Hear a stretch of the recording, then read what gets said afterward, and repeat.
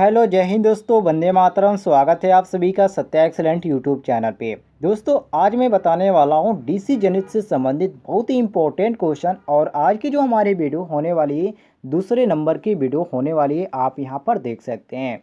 और यदि आपने पहले वीडियो नहीं देखी है तो इस वीडियो के डिस्क्रिप्शन में आपको लिंक दे दिया गया है, आप वहाँ से पहले वीडियो भी देख सकते हैं। तो चलिए दोस्तों, हम आज का क्वेश्चन शुरू करते हैं। यहाँ पर आते हैं क्वेश्चन नंबर 21 पे। मैंने 20 क्वेश्चन मैंने आपको पहले वीडियो में बता रखा है, यदि आपने नहीं देखा है तो आप जाकर प्लेलिस्ट से भी देख सकते हैं। क्वेश्चन नंबर 21 से शुरू करते हैं। कह रहा है क्वेश्चन, आर्क वेल्डिंग के लिए प्रयुक्त डीसी जनरेटर में होने चाहिए, क्या होना चाहिए? तो दोस्तों उसमें आपका अभिलक्षण होना चाहिए, अर्थात आर्क वेल्डिंग के लिए प्रयुक्त डीसी जनरेटर में डोपिंग अभिलक्षण होने चाहिए, जो कि ऑप्शन में हमारा दिया गया ऑप्शन नंबर डी बिल्कुल करेक्ट आंसर। यहाँ पर आप देख सकते हैं डोपिंग अभिलक्षण लिखा गया है, बिल्कुल करेक्ट आंसर। क्लियर हो गया दोस्तों, आगे बढ़ते हैं हम क्वेश्चन नंबर 22 पे आते हैं। कह रहा है क्वेश्चन, डीसी जनरेटर के मामले में अधिकतम दक्षता के लिए शर्त है। इसमें क्या शर्त होती है? पहला ऑप्शन दिया गया प्रत्यावर्ती हानि बराबर 1 यहाँ पर नियत हानि, या प्रत्यावर्ती हानि बराबर नियत हानि। और सी ऑप्शन दिया गया परिवर्ती हानि बराबर 2 गुणे नियत हानि। और डी ऑप्शन दिया गया परिवर्ती हानि बराबर नियत हानि। तो दोस्तों देखिए, जब डीसी जनरेटर के मामले में अधिकतम दक्षता की बात हो तो उस लिए हम यहाँ पर प्रत्यावर्ती हानि की बात करते हैं, अर्थात प्रत्यावर्ती हानि बराबर होता है नियत हानि, अर्थात कांस्टेंट लॉस, जो कि ऑप्शन में हमारा दिया गया ऑप्शन नंबर बी, अर्थात परिवर्तित हानि बराबर नियत हानि। ये आपका शर्त होना चाहिए। तो यहाँ पर क्वेश्चन के अनुसार बी ऑप्शन हमारा बिल्कुल करेक्ट आंसर हो जाएगा। आगे बढ़ते हैं हम क्वेश्चन नंबर 23 पे। कह रहा है क्वेश्चन, दृष्टिकारी जनित्र में गमनागमन कुंडलन अर्थात लैप वाइंडिंग और तरंग वाइंडिंग, जिसको हम वेव वाइंडिंग कहते हैं, किस संदर्भ में क्या सही है? सारे ऑप्शनों को देखना पड़ेगा। पहला ऑप्शन दिया गया तरंग कुंडलन का उपयोग अधिक बोलता और अधिक धारा वाली मशीन के लिए होता है। बी ऑप्शन दिया गया गमनागमन कुंडलन में समांतर मार्गों की संख्या सदैव 2 होती है। और सी ऑप्शन दिया गया तरंग कुंडलन में समांतर मार्गों की संख्या सदैव पोलों की संख्या के बराबर है। और डी ऑप्शन दिया गया है गमनागमन कुंडलन का उपयोग कम बोलता और अधिक धारा वाली मशीनों के लिए होती है। तो दोस्तों ध्यान रखिएगा, यहाँ पर दृष्टिकारी जनित्र में गमनागमन जैसे क्वेश्चन पूछ रहा है, तो यहाँ पर देखिए आपका यहाँ पर कौन सा ऑप्शन सही मिलता है। तो यहाँ पर दोस्तों आपका सही हो जाएगा ऑप्शन नंबर डी, अर्थात गमनागमन कुंडलन का उपयोग कम बोलता और अधिक धारा वाली मशीनों के लिए होती है। अर्थात दोस्तों हम कह सकते हैं कि दृष्टिकारी जनित्र में लैप कुंडलन अर्थात लैप वाइंडिंग का उपयोग कम बोलता और अधिक धारा वाली मशीनों के लिए होता है, तथा वेव वाइंडिंग का प्रयोग उच्च बोलता तथा कम धारा के लिए किया जाता है। तो यहाँ पर क्वेश्चन के अनुसार ऑप्शन नंबर डी करेक्ट हो जाएगा। आगे बढ़ते हैं हम क्वेश्चन नंबर 24 पे। कह रहा है क्वेश्चन, दृष्टिकारी जनित्र जिसको हम डीसी जनरेटर बोलते हैं, कह रहा है में क्रम विनियामक अर्थात कम्यूटेटर का क्या काम है? वेरी वेरी इंपॉर्टेंट क्वेश्चन है दोस्तों। देखिए सबसे पहले तो यहाँ पर जान लीजिए कि जो आपका कम्यूटेटर होता है इसका कार्य क्या होता है। दोस्तों दृष्टिकारी जनित्र जिसको हम डीसी जनित्र बोलते हैं, इसमें जो आपका क्रम विनियमक होता है अर्थात कम्यूटेटर जो होता है, इसका कार्य होता है एसी को डीसी में तथा डीसी को एसी में परिवर्तित करना। और इसका जो कार्बन ब्रश होता है, ये कार्बन ब्रश धारा का संग्रहण करके कम्यूटेटर को देता है, तब कम्यूटेटर एकत्रित धारा को डीसी में परिवर्तित करता है। चलिए ऑप्शन देख लेते हैं क्या दिया गया है। यहाँ पर आपका ऑप्शन दिया गया है चुंबकीय क्षेत्र को की शक्ति को बढ़ाना, और बी ऑप्शन दिया गया एसी को डीसी में परिवर्तित करना, जो कि यही मैंने आपको यहाँ पर एक्सप्लेन करके बताया। तो यहाँ पर क्वेश्चन के अनुसार हमारा बी ऑप्शन बिल्कुल करेक्ट हो जाता है। क्लियर हो गया दोस्तों, आगे बढ़ते हैं हम क्वेश्चन नंबर 25 पे। कह रहा है क्वेश्चन, किसी डीजल जनरेटर सेट में यदि सफ़ेद धुआं दिखलाई देता है तो वह सूचित करता है कि वो किस चीज़ को इंडिकेट कर रहा है। यहाँ पर क्वेश्चन पूछने का ये मतलब है। तो दोस्तों किसी डीजल जनरेटर में यदि सफ़ेद धुआं दिखाई देता है तो उससे ये हमको पता चलता है कि वह दहन कक्ष में पानी होने की सूचना दे रहा है। तो यहाँ पर क्वेश्चन के अनुसार ऑप्शन नंबर ई हमारा बिल्कुल करेक्ट आंसर हो जाएगा। क्लियर हो गया दोस्तों, आगे बढ़ते हैं हम क्वेश्चन नंबर 26 पे। कह रहा है क्वेश्चन कि डीसी शंट जनित्र अर्थात डीसी शंट जनरेटर की चुंबकन अभिलक्षणिक वक्र किन चीज़ों के बीच संबंध दिखाती है? पहला ऑप्शन दिया गया एक्स अक्ष पर उत्पन्न वोल्टता और वाई अक्ष पर क्षेत्र धारा, और बी ऑप्शन दिया गया एक्स अक्ष पर प्रेरित ईएमएफ और वाई अक्ष पर आर्मेचर धारा, और सी ऑप्शन दिया गया वाई अक्ष पर प्रेरित ईएमएफ मतलब इलेक्ट्रोमोटिव फोर्स और एक्स अक्ष पर आर्मेचर धारा, और डी ऑप्शन दिया गया वाई अक्ष पर प्रेरित ईएमएफ और एक्स अक्ष पर ये आपके क्षेत्र धारा दिया गया है। मान लीजिए दोस्तों यह आपका दिया गया है इस तरह आपका, ठीक है ये आपका हो जाता है एक्स अक्ष, ठीक है, और ये आपका हो जाता है वाई अक्ष। और यहाँ पर आपसे पूछ क्या रहा है कि डीसी शंट जनित्र में की चुंबकन अभिलक्षण वर्क किन चीज़ों के बीच ये आपकी संबंध रहती है। तो दोस्तों वाई अक्ष पर प्रेरित ईएमएफ और एक्स अक्ष पर जो आपका क्षेत्र धारा है, यहाँ पर मैंने आपको पहले दिखा दिया हूँ, ये आपका वाई अक्ष है और यहाँ पर एक्स अक्ष। तो इसमें आपका वाई अक्ष पर जो प्रेरित ईएमएफ है अर्थात इलेक्ट्रोमोटिव फोर्स है, ये आपका एक्स अक्ष पर क्षेत्र धारा है। तो यहाँ पर देखिए ऑप्शन में हमारा कौन सा सही हो जाता है, और इस तरह जब आपका यहाँ पर होता है तो ये आपका हो जाता है, यहाँ पर आपका कर्व हो जाता है। तो यहाँ पर देखिए ऑप्शन में आपका कौन सा दिया गया है, तो ऑप्शन में आपका डी दिया गया है कि वाई अक्ष पर प्रेरित ईएमएफ और एक्स अक्ष पर क्षेत्र धारा है, जो कि ऑप्शन में डी ऑप्शन बिल्कुल हमारा करेक्ट दिया गया है। क्लियर हो गया दोस्तों, आगे बढ़ते हैं हम क्वेश्चन नंबर 27 पे। कह रहा है क्वेश्चन, डीजल जनरेटर सेट में उपयोग होने वाले लुब्रिकेंट तेलों का सेल नंबर क्या प्रदर्शित करता है। तो दोस्तों डीजल जनरेटर सेट में उपयोग होने वाले जो लुब्रिकेट होते तेल, इसमें सेल जो नंबर होता है वो आपकी श्यानता प्रदर्शित करता है, ठीक है। तो यहाँ पर क्वेश्चन के अनुसार ऑप्शन नंबर बी करेक्ट हो जाएगा, ऑप्शन नंबर बी श्यानता, बी ऑप्शन करेक्ट मारेंगे। आगे बढ़ते हैं हम क्वेश्चन नंबर 28 पे। कह रहा है क्वेश्चन, जब एक शंट जनित सामान्य दिशा और सामान्य गति से घुमाने पर वोल्टता उत्पन्न नहीं करता तो उसका क्या कारण है। यहाँ पर रीजन पूछ रहा है आपसे। चलिए मैं आपको यहाँ पर ऑप्शन पहले दिखा देता हूँ। यहाँ पर पहला ऑप्शन आपका दिया गया है कि ब्रश संपर्क प्रतिरोध अधिक है, बी ऑप्शन दिया गया है कि आर्मेचर प्रतिरोध अधिक है, सी ऑप्शन दिया गया है कि क्षेत्र प्रतिरोध कम है, और डी ऑप्शन दिया गया है पोलों में अवशिष्ट चुंबकत्व नहीं है। तो दोस्तों देखिए, जब एक शंट जनित सामान्य दिशा और सामान्य गति से घूमने पर वोल्टता उत्पन्न नहीं करता है तो इसका कारण यह है कि उसको पोलों में अवशिष्ट चुंबकत्व क्या है, नहीं है। तो यहाँ पर हम डी ऑप्शन करेक्ट मारेंगे कि पोलों में अवशिष्ट चुंबकत्व क्या है, नहीं है। तो ऑप्शन नंबर डी करेक्ट हो जाता है हमारा। आगे बढ़ते हैं क्वेश्चन नंबर 29 पे। कह रहा है क्वेश्चन, ऑटोमोबाइल की बैटरी को आवेशित करने के लिए कौन सा जनित्र उपयोगी है। श्रेणी जनित्र या विभेदी कंपाउंड या शंट जनित्र या लॉग शंट कंपाउंड जनित्र।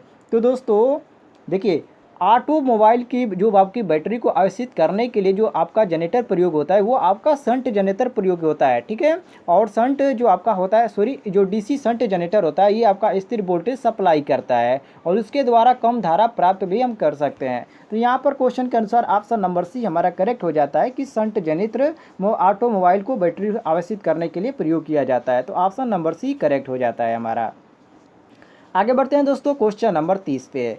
कह रहा है क्वेश्चन, एक जनरेटर को मोटर द्वारा चलाया जा रहा है और यह 300 वोल्ट पर 18.65 एम्पियर लेता है। इसकी दक्षता यदि 75% हो तो मोटर की अश्व शक्ति होगी। देखिए दोस्तों, ये आपका क्वेश्चन है, इसको आपको लगाना पड़ेगा। अब देखिए कैसे लगाएंगे हम, पहले यहाँ पर देख लीजिए मान आपको दिया गया है। तो यहाँ पर हमारा भी का मान कितना दिया गया है, तो यहाँ पर 300 वोल्ट दे दिया गया है, और आई का मान यहाँ पर दिया गया जो एम्पियर में दिया गया आपका 18.65 दिया गया है।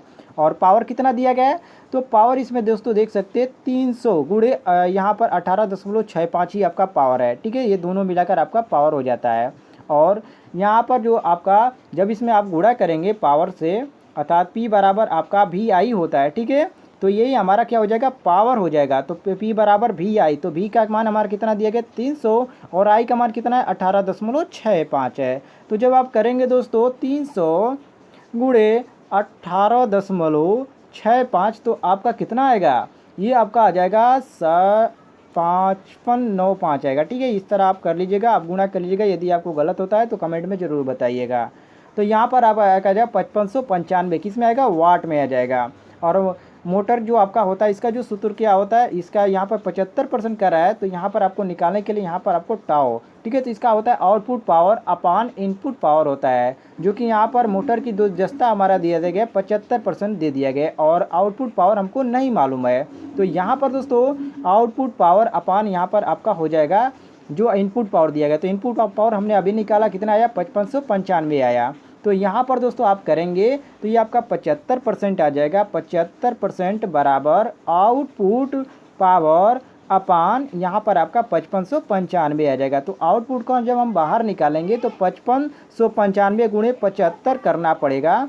तो यहाँ पर हमारा कितना आ जाएगा, तो यहाँ पर दोस्तों हमारा आता है 1 वाट।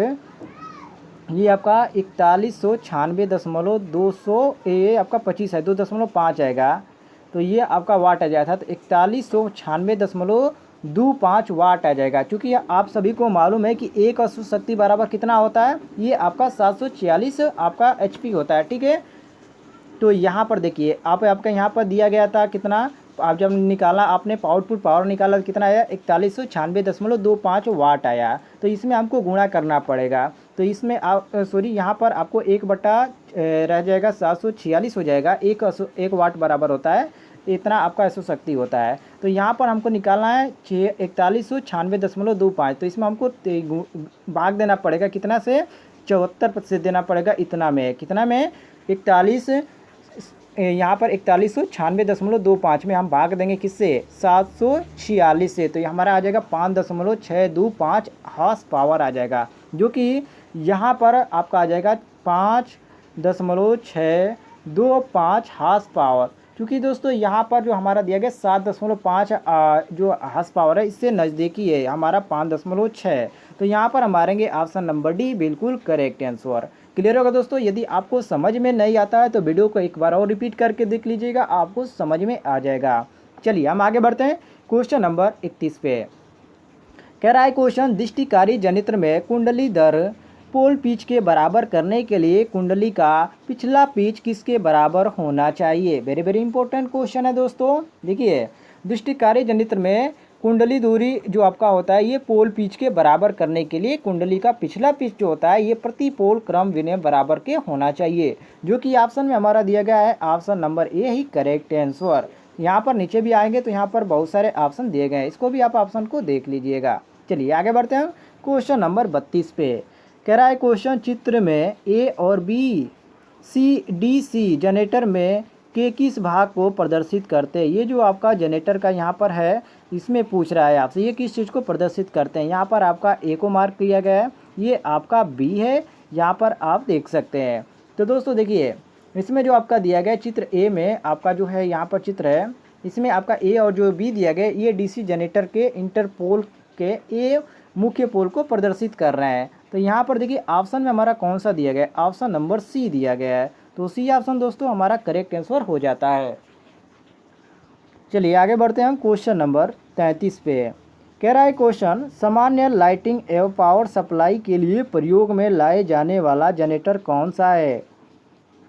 डीसी शंट जनरेटर या सीरीज जनरेटर या कम्युलेटिव कंपाउंड जनरेटर या डिफरेंशियल कंपाउंड मोटर। तो दोस्तों देखिए सामान्य लाइटिंग और पावर सप्लाई के लिए जो प्रयोग में लाए जाने वाला जो आपका जनरेटर होता है, वो आपका डीसी शंट जनरेटर होता है।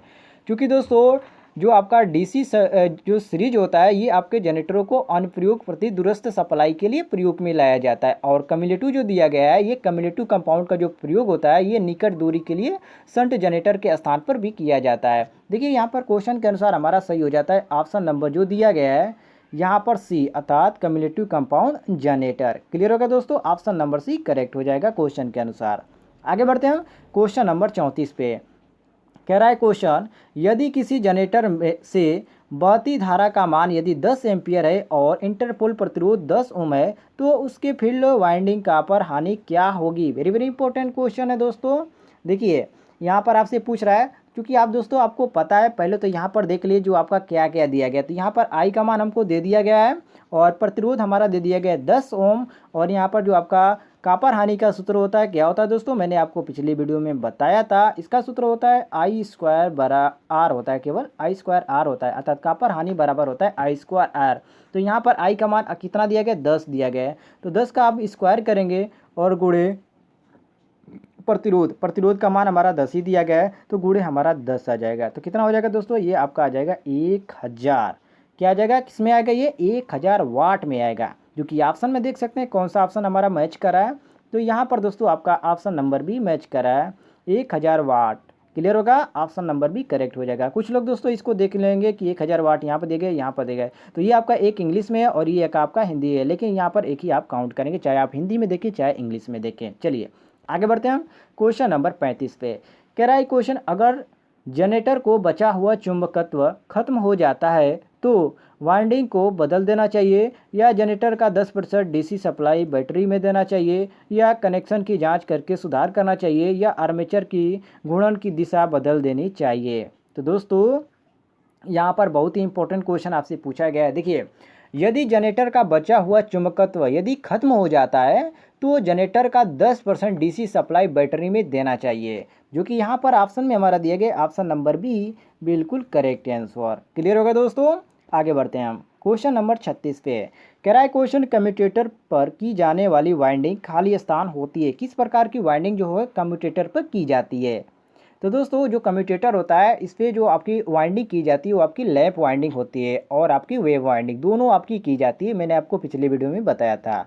अर्थात लैप वाइंडिंग आर्मेचर के लिए A बराबर P और वेव वाइंडिंग आर्मेचर के लिए A बराबर 2 होता है। तो यहाँ पर क्वेश्चन के अनुसार सी ऑप्शन करेक्ट हो जाता है कि लैप और वेव वाइंडिंग दोनों क्या की जाती है, कम्यूटेटर पे की जाती है। तो ऑप्शन नंबर सी हम करेक्ट मारेंगे।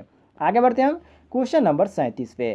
कह रहा है क्वेश्चन, डीसी पार्श्वपथ जनित्र की क्रांतिक चाल व चाल होती है जिस चाल के नीचे, ऑप्शन देख लेते हैं, जनित वोल्टेज बनने में असफल रहता है, यह जनित वोल्टेज बनता है, या जनित भार नहीं ले सकता, या जनित भार ले सकता है। तो दोस्तों देखिए, डीसी पार्श्वपथ जो आपका होता है ये इसमें आपका जनित की क्रांतिक चाल व चाल होती है जो कि जिस चाल के नीचे जनित वोल्टेज बनने में क्या होता है, असफल रहता है। तो यहाँ पर आपका ऑप्शन में जो दिया गया ए ऑप्शन बिल्कुल करेक्ट हो जाता है। देख सकते हैं ऑप्शन नंबर ए दिया गया है कि जनित वोल्टेज बनने में क्या होता है, असफल रहता है। तो ऑप्शन नंबर ए हम करेक्ट मारेंगे। आगे बढ़ते हैं हम क्वेश्चन नंबर 38 पे। कह रहा है क्वेश्चन, एक 6 ध्रुव वाले लैप वाउंड डीसी जनित्र में 600 आपका दिया गया 600 चालक है, प्रति चालक प्रेरित ईएमएफ 5 वोल्ट है, यह जनित्र कितना ईएमएफ उत्पन्न करनेगा। ये आपका ईएमएफ मैं आपको बार बार बता रहा हूँ, ये जो आपका इंग्लिश वर्ड आ रहा है ईएमएफ, इसका मतलब होता है इलेक्ट्रोमोटिव फोर्स होता है, इसको भी आप ध्यान रखिएगा। पहले यहाँ पर देख लीजिए, आप क्वेश्चन में आपको दे दिया गया है 6 ध्रुव कह रहा है, मतलब कि पोलो की संख्या हमको 6 दे दिया गया है। और यहाँ पर हमसे कह रहा है कि लैंप वाउंड की बात कर रहा है, जो कि मैंने आपको ए बराबर पी पहले भी बता दिया है।